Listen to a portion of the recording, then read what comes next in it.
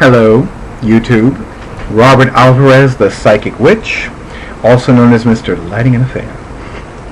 I love saying that. So I want to tell you, I feel so very much better.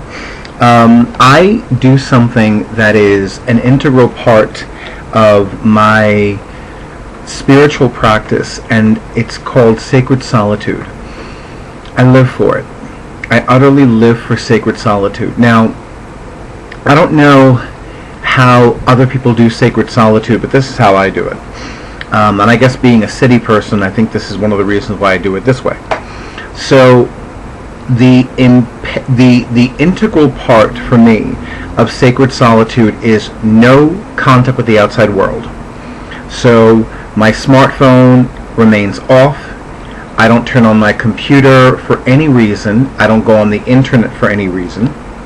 And I essentially seclude myself from the world of men.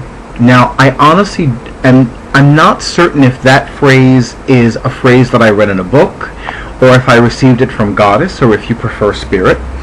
But it's a phrase that just came to me, I think it was last year, if I'm not mistaken. I cannot tell you how many benefits I receive engaging in Sacred Solitude, and this one was especially powerful because I began it last Saturday, which was October 31st.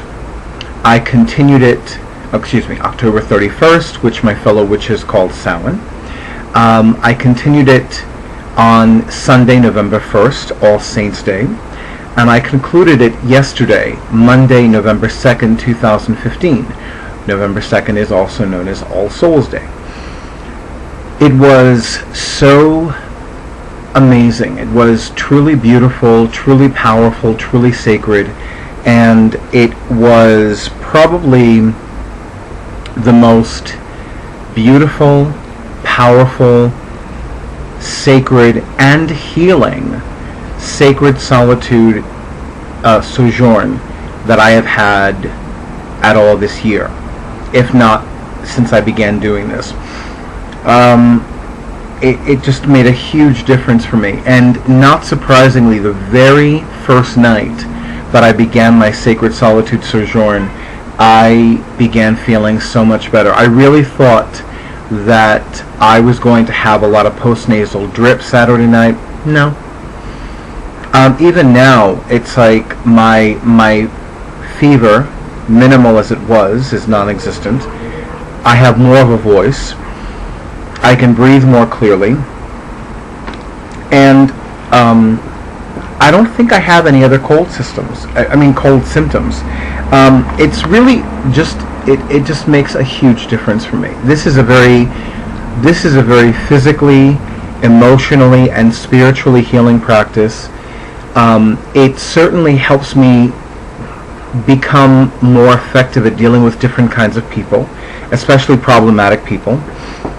I find that my level of peace, both inner peace and outer peace, increases considerably, if not exponentially. And it just feels so good. It really does. I know that sometimes, well, most of the time, I engage in spiritually uplifting practices, and this past Sacred Solitude Sojourn, I spent a lot of time in prayer. I spent a lot more time with Sonia Choquette's Uplifting Prayers to Light Your Way, and I've come to love this book so much more.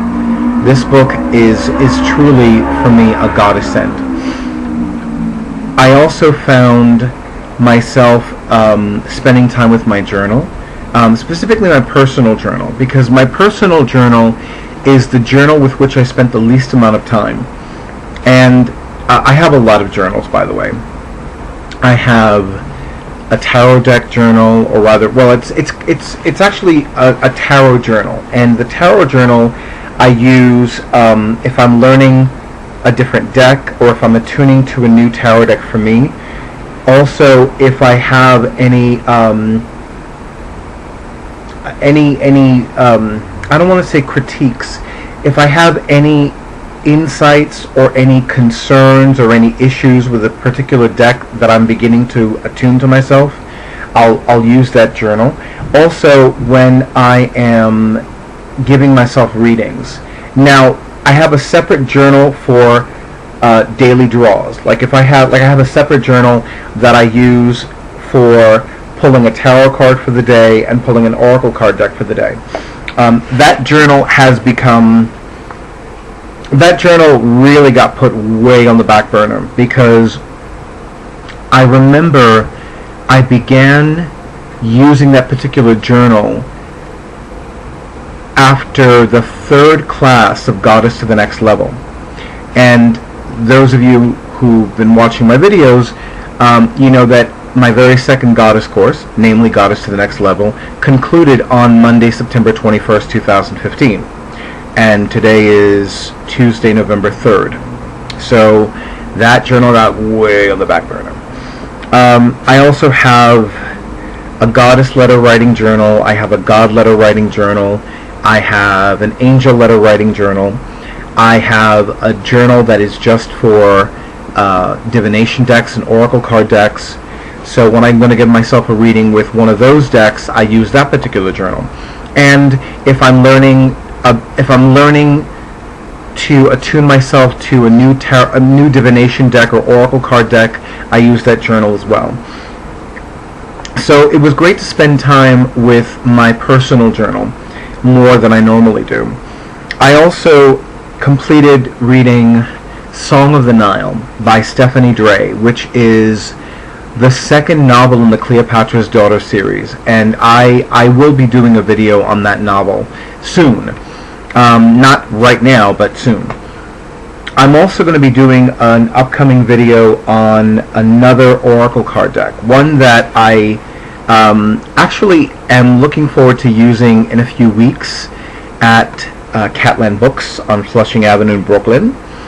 The only thing that I did that was mundane, as opposed to mystical or magical, was I put away my laundry and I began organizing my clothing closet, my bedroom clothing closet. So that was just, those were the least metaphysical, magical, mystical, spiritual things that I did during this particular Sacred Solitude Sojourn. But let me tell you, this was exactly what I needed. My body, my mind, my soul, my complete being needed this desperately. It really did. I looked in my appointment calendar, and the last time that I had a Sacred Solitude Sojourn was from Saturday, August 1st until Sunday, August 2nd of this year. And let me tell you, that doesn't work for me. It just doesn't. For the record, this year is the first year that I did 2 Sacred Solitude days in a row. Oh my God, it's so good, so good. But this one, let me tell you something. A little bit of insight about me personally. So my sun sign is Capricorn, which means I'm a horny goat. I'm a typical rising sign Leo, and in Western astrology, Leo is the sign of, among other things, sex, and I'm Cuban. So being very sexual is very natural for me. It's like, really, I have long had the fantasy of having sex every fucking day. Or rather, fucking every fucking day. But that's a fantasy. Hold on. Ooh, my saltpeter. It's so funny, I'm talking about sex, and my saltpeter fell on the floor. Hi, Isis. Did you want something to eat? Again? How many times have you eaten today? Oh, lordy, lordy, lordy. Now, I would pick her up, except that she kind of freaks out when I pick her up. Can I pick you up? Even only for a little bit, please? Let me try. Who knows? This might work. Come here. I guess that's a no. Okay, so like I was saying, yeah, it's funny that my saltpeter fell. By the way, saltpeter is one of the ingredients in Vesta powder. I love Vesta powder. You want to spiritually cleanse your home super fast with superpower? Vesta powder. Yeah. By the way, you need to turn off your smoke alarm before you light this Vesta powder. I learned that the hard way. Learn from this witch's mistakes. Okay, so let me focus on what I was saying. So I can honestly tell you that for me to say that something is better than sex, it has to be so very beyond fucking phenomenal. Really. And this Sacred Solitude Sojourn is my best one yet. Truly. I do find it interesting that the last time I engaged in Sacred Solitude, it was around the time of a witch's holy day. And I'm like, oh, that's interesting. Now, with my schedule, I really do not have the opportunity to engage in Sacred Solitude at least once a month. And especially now, which is the busiest time of the year for me. Ever since I became a professional psychic, I found that September through December is the busiest time of the year for me. When I began leading group prosperity classes on a monthly basis, I found that every month of the year became super busy for me. And I find that right now I'm going through a brief lull. In fact, I was actually surprised that when I turned on my cell phone and when I went back on the internet and checked my email, that nobody had contacted me for having a reading. I was like, wow. I was surprised because I would have expected that. And this isn't the first time that I go away, whether I'm going out of the state on a vacation, let's say, or I am going in Sacred Solitude, and then I come back to the world of men, and I find that I have people contacting me for readings and for classes and whatnot. So I was surprised that that didn't happen. But it could happen tomorrow. We'll find out. I will definitely say that this one was the most powerful yet. And I'm looking forward to the next one. I truly am. Pardon me. Café con leche.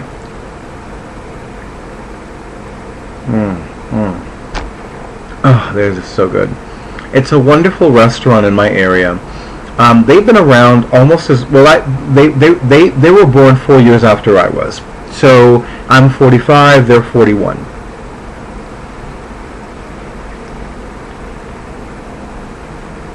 Oh my goddess, yes. And they have some super delicious empanadas con guayaba y queso. And some of you don't know what the fuck I just said. So, an empanada with guava and cheese. I've learned how to say it the gringo way. Empanada with guava and cheese. I still remember one time I went to this empanada restaurant in Hell's Kitchen, actually, Manhattan. And I remember, force of habit, I ordered an empanada con guayaba y queso. And this very white, very blonde, very blue-eyed server looks at me like, what did you just say? And I said to her, I am so sorry, force of habit. I would like an empanada with guava and cheese. I'm trying not to laugh because I don't want her to think I'm laughing at her. But I was just like, oh my god, empanada with guava and cheese, please. No, seriously, it's so funny because I remember, see, this is another reason why being an adult is such a great thing, as opposed to being 16. Because I don't want to go back to being 16. Fuck that bullshit. 16 was fucking hell for me. No 16, no. You want to be 16 again, then you keep taking those goddamn drugs that are making you higher than a kite. So, but yeah, I don't want to be 16 again. I don't want to be 14 again. I don't want to be 13 again. I don't want to be 22 again. I don't want to be 23 again. I don't want to be 27 again. I love being 45. I have no problem being 55, 65, 75. I'm willing. You want to trade ages with me? Let's go. I'm ready. I'll check the shit out. But yeah, because I am happier and more at peace at 45 than I ever was when I had an age that ended with the word teen. So, yeah. Oh, the other mundane thing that I did was, well, it wasn't mundane because the Cleopatra's Daughter series of novels are so magical. They really are magical. I was pleasantly surprised to find the word Heka used in the novel. Now, Heka, and this is especially true for those of us who adhere to the ancient Egyptian or the Kemetic path of magic, Heka is the ancient Egyptian word for magic. And it's so funny because, and I love saying things like this.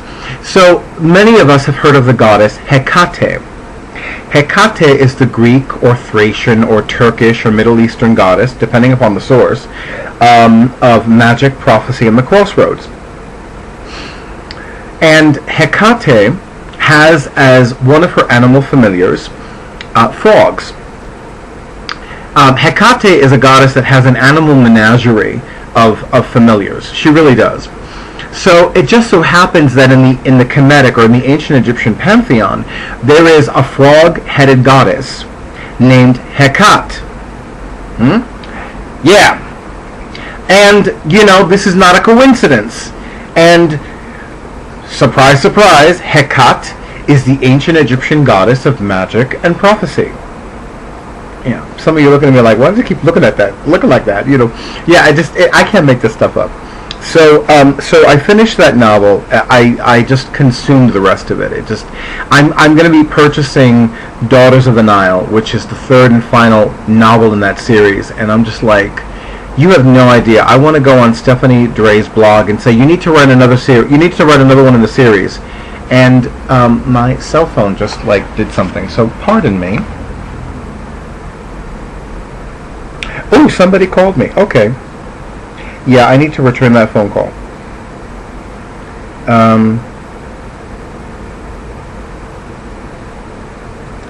I am just texting like you're not even here.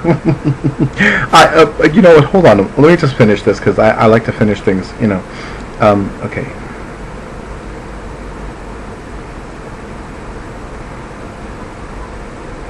So rude, so rude. I am so sorry.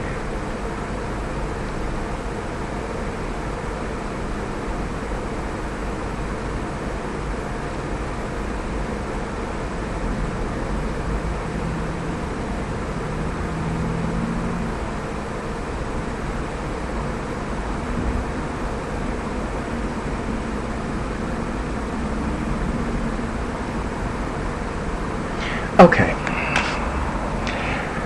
So I also finished another novel, which I've had for a while. It's called The One That Got Away. And it was written by a woman named Carol Rosenfeld. And I've had the honor and pleasure of meeting Carol Rosenfeld. I went to 2 events in Manhattan where she talked about her novel. It is her debut novel. It is wonderful. It is just a wonderful novel. I'm not somebody that spends a lot of time on Facebook. In fact, I actually spend as little time on Facebook as possible. And I remember one of the first things that I did this morning was go on Facebook, and I briefly looked at the 4 messages that I had. I replied to 1 or 2 of them, and then I went right to Carol Rosenfeld's Facebook page, and I raved about her novel. I've been raving about her novel since I began reading it, quite frankly. But I wanted to let her know that I finally finished reading it, and that I love the novel, and that I was so... there were some surprises that even this professional psychic didn't see, and that I came to care for the novel and for a lot of the characters in the novel and the novel itself, and that although it wasn't written as part of a series, there are some characters that I would love to know what happens next for them. And then I very innocently ended my post on her Facebook page. So when's the next novel? In other words, I want you to write your novel now. So listen to the bitch over here, telling people what to do. But I really enjoyed it. So if you don't have The One That Got Away, I highly recommend you buy it. If you have Facebook, and you can look up Carol Rosenfeld and let her know you found out about her novel from Robert Alvarez, The Psychic Witch. And the book is published by Bywater Books. bywater.com. No, bywater.com. You know what? I said that twice. I'm going to put it in the comments section below, because I got very excited, cracking a whip. Anyway, she's not like that. Oh, she's a lovely lady. She really is. I enjoyed reading the novel so much, and I had a fantastic time with it. And I look forward to reading her subsequent novels, and I really enjoyed it. And of course, I love the fact that she wrote a beautiful inscription, that she autographed it. I'm very shameless when it comes to buying people's books. I'm like, oh, you can autograph it for me. Sure, it's like, I'm buying your book. You are autographing my copy.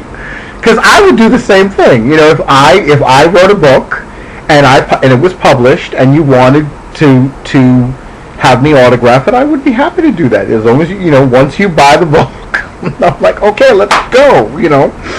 No, but seriously, it's I love that. I love that so much. Now, interestingly enough, I am long overdue to resume. I have two WordPress blogs. One is This Is Who I Am, which is my more metaphysical, magical, and mystical, spiritual one, and the other one called This Gay Man's Life. So I was divinely guided to create pages for these particular blogs, and the page is called Autographed Books. The only difference is that everything that's non-LGBT is on This Is Who I Am, and with that page, I think I have 7 entries, meaning I have 7 non-LGBT autographed books, and so it was easier to complete that one. However, I have a lot of LGBT books that the authors autographed. So it's sort of like, okay, and it just so happens that I went to an event at the Bureau, one of my favorite places, the Bureau of General Services Queer Division, and I had a fantastic time meeting Mark Zubro. Hold on.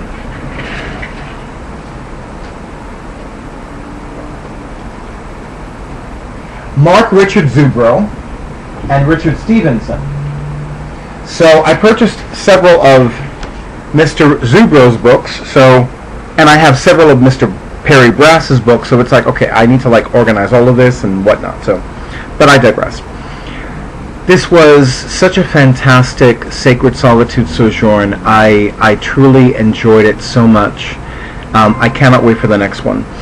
And really, I need to really do my best to have a Sacred Solitude Sojourn at least once a month, because having it once every 3 to 6 months or whatever it was, that doesn't work for me. That really does not work for me. And I need it so much. And it helps me because I'm happier, I'm physically, emotionally, and spiritually healthier. I'm more pleasant to be around. I'm more fun to be around, even for myself. And I enjoy life more. I laugh more. It's a truly integral part of my personal, magical, and spiritual practice. And I certainly find that it helps me in other ways as well. Well, okay, YouTube. I actually need to do another video, and I also need to acknowledge that I'm being a little bit lazy.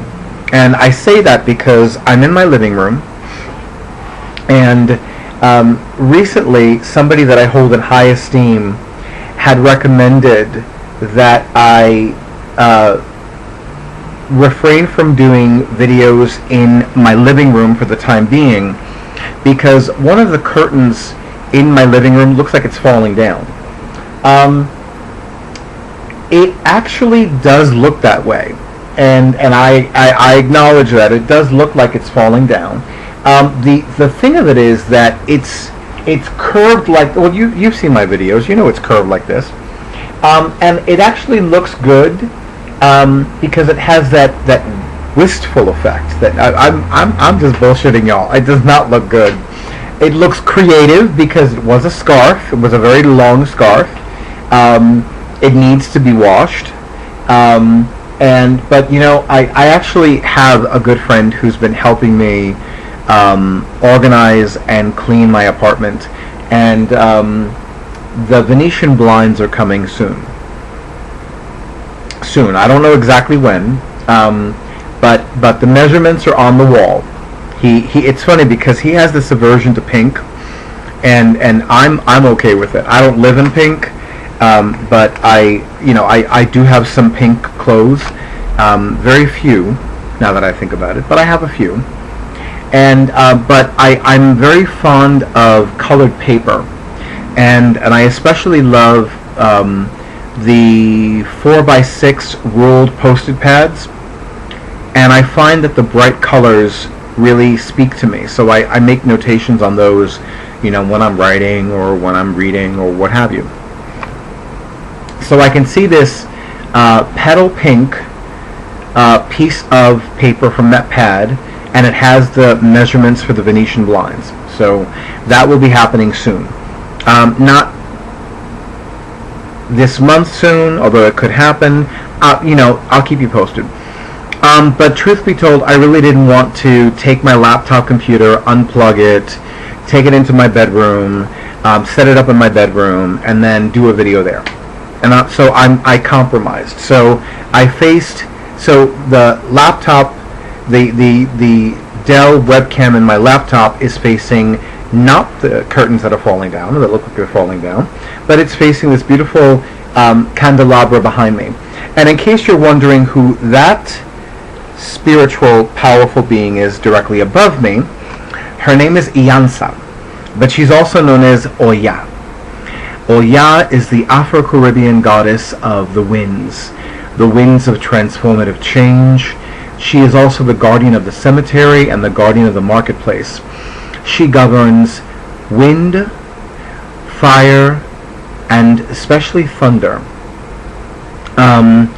I have great reverence for Oya. I love Oya. Oya is transformative change.